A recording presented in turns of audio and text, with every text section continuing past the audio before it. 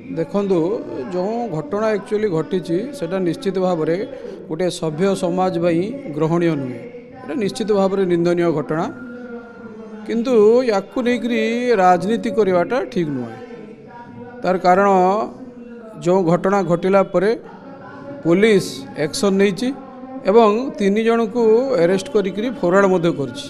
Police संगे संगे action नहीं आपण जहाँ कहले जे आमर लेखाश्री अपा प्रेस करी कहउचंदी निर्वाचन पूर्वरु मध्य लेखाश्री अपा एइभली प्रेस करी बीजेडी विरुद्ध रे कहउतले। तेणु लेखाश्री अपा कथा को बेसी गुरुतर सहकारे नबार नाही।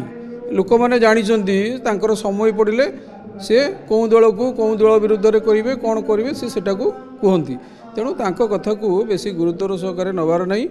भारतीय जनता पार्टी रो सरकार समस्त को न्याय देवाई अच्छी समस्त को न्याय देव एवं ए सरकार आदिवासी प्रति सबुठारु अधिका गुरुत्व देकरी काम करुच्ची जहाद्वारा कि राज्य रे मुख्यमंत्री एवं राष्ट्रपति यही दल सत्तार थिबा बेले करछि एवं यही दल आज मुख्यमंत्री मध्य ओडिशा रे आदिवासी जड़े सच्चोट आदिवासी नेता को मध्य मुख्यमंत्री करछि।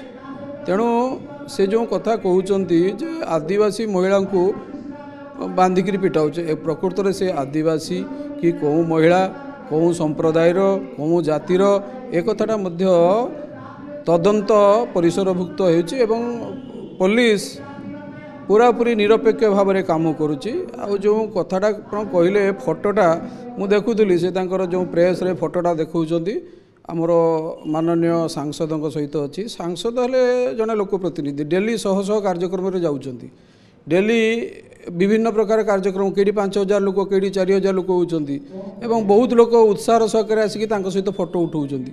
तेणु किए कौन फोटो उठेला से फोटो को नहीं देखिकी करवाटा मुझे भावुँ उचित नुहे। कहीं ना जो मैंने जनप्रतिनिधि अच्छा लोकों सांगे अच्छा सब बेले फोटो विभिन्न लोकों साथ रोचे।